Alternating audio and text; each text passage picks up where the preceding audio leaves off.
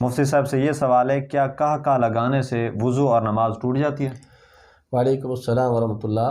سوال پوچھا کہ کیا کہا لگانے سے وضو اور نماز ٹوٹ جاتی ہے؟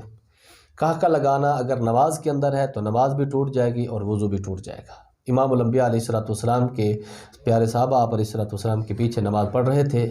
ایک صحابی جو نماز کے پڑھنے کے لیے تشریف لا رہے تھے، وہ گڑھے میں گر گئے یا گرنے لگے تھے۔ صحابہ کرام کی نظر پڑی تو ان کا کہا نکل گیا، تو آپ علیہ الصلوۃ والسلام نے نماز مکمل کرنے کے بعد فرمایا، تم میں سے جس نے کہا لگایا جائے وضو بھی کرے اور نماز بھی دوبارہ پڑھے۔